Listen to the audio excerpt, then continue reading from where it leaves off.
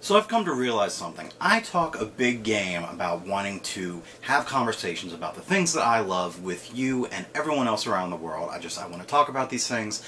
I want to hear what you have to say about them. I want to converse. I want to get a dialogue going. But I've realized that I don't exactly come through on the responding.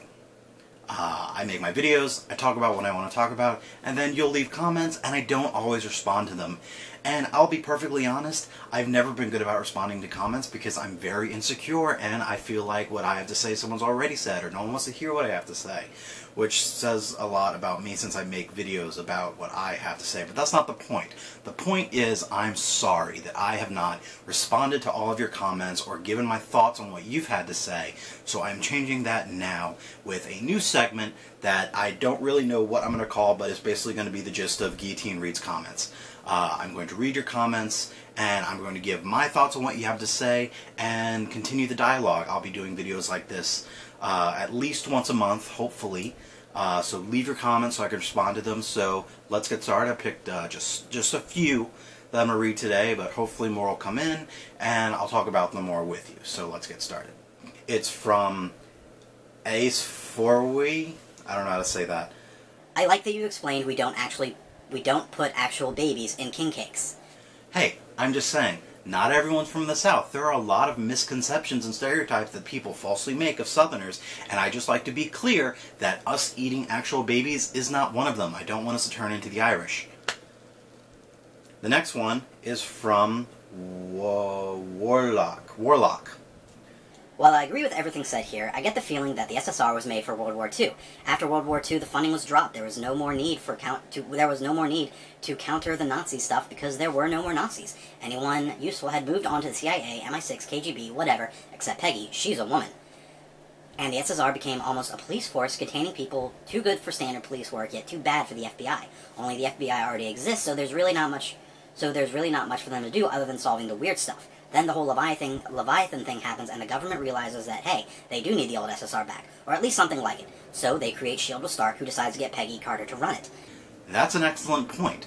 If the SSR was just kind of cut funding and phased out at the end of World War II, and that's what we saw in the Agent Carter TV series, that's entirely plausible. I will totally buy that.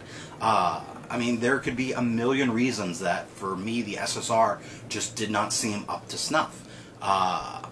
If the reason was because they didn't have funding, they didn't feel there was a need for them anymore, great. I would just like that to be explained in the show.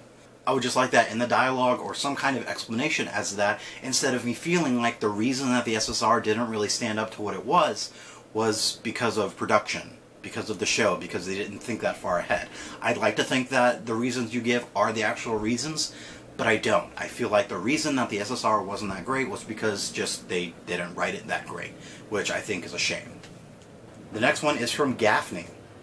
I would say that after the war, the SSR became a shadow of itself due to massive budget cuts, and eventually it indirectly split into the CIA and S.H.I.E.L.D. Peggy and Stark create S.H.I.E.L.D., and the inferior agents all over the heads against Leviathan will probably split up into the FBI, CIA, and other organizations. The show explained to us why the world needed S.H.I.E.L.D. The SSR did actually get absorbed into S.H.I.E.L.D., but was repurposed as an academy. Again, all good points. I can totally buy that the SSR became more of an academy establishment for the S.H.I.E.L.D. Academy, which we saw in Agents of S.H.I.E.L.D. But again, as it being a shadow of its former self, I would like some kind of confirmation or explanation of it, instead of me just sitting here thinking it was because the production team didn't think that far ahead. The next one is from Ian. I was impressed you went 5 minutes without eating. I got a confession to make, Ian. About where you can't see, it's out of camera view, there's a bowl of cheese puffs that I keep near me 24 hours a day so I can always have sustenance, because that's pretty much what I run on, is just cheese puffs. So you can't see it, but it's there. The next is from Alexi Lupin. Preach! Snape was a terrible human who was also brave and intelligent. Yes, he was. He was a terrible human being.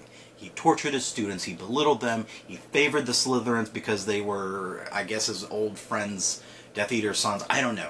He was just a terrible teacher. If I was principal, if I was Dumbledore of Hogwarts, if I was the headmaster of Hogwarts, I would have fired Snape, not because he was an ex-Death Eater, because he was just a terrible teacher. Yes, he was brave and intelligent. He was brave, as I said, by definition. He stood against things he didn't want to do. He did the things he didn't want to do. He didn't really do them for the greater good. He did them for Dumbledore and the memory of Lily. And he was incredibly intelligent. He was, I mean, I can't deny that he was not an incredibly skilled and intelligent wizard. He was just a jackass. This next one comes from Gigahertz. It's a wise move from Sony indeed. Is it still likely for Spidey to have a huge role in the upcoming Civil War movie, since the shooting will be already starting by April? Absolutely. Movies go through production changes all the time. Sometimes, as close as to the end of production, they change some major thing that they then have to compensate for. So adding in Spider-Man when they've already started production, absolutely. That's entirely likely. This last one is from Tobias. I've been an Indiana Jones fan all my life. I spent hundreds of dollars on buying screen-accurate costume and props. It's a real passion of mine. I'm not against a reboot of Indiana Jones at all, and I'm pretty sure that a guy like Chris Pratt could pull it off. One, I absolutely agree that Chris Pratt could pull it off. Maybe he won't, maybe he will. We'll see, but he's definitely on the short list of people I think that could do the movie justice. Secondly, I'm really jealous about your Indiana Jones costume. I have a leather jacket, but it's not an Indiana Jones leather jacket. But I also have an Indiana Jones hat. The fedora. It's an actual Indiana Jones like prop fedora thing that I've been looking for. You know, I've been looking for a brown fedora like Indiana Jones my whole life. And then one night, randomly, we stopped to eat dinner at a Cracker Barrel, and I'm going through that little gift shop they have on the side. There it was, Indiana Jones brown fedora, just sitting there for like $10. So bought it, love it, wear it. I actually don't wear it because fedoras aren't really in fashion, but I wish they were. Thank you for the comments. Keep them coming. Keep writing out comments about what you think about what I have to say, what you have to say. Ask questions, give suggestions, whatever you want to express to me. Do it in the comments. You can get me on YouTube, Facebook. You can also leave comments on Reddit, where I post a lot of my videos. Also subscribe to my channel so we can geek out some more. But until then, have fun. So Captain America, Thor, Hulk. I would also like to give a big thank you to my friend Corey, who for my birthday made me an intro and outro video for my YouTube videos. It looks awesome. I hope you liked it. I loved it. So thank you, Corey.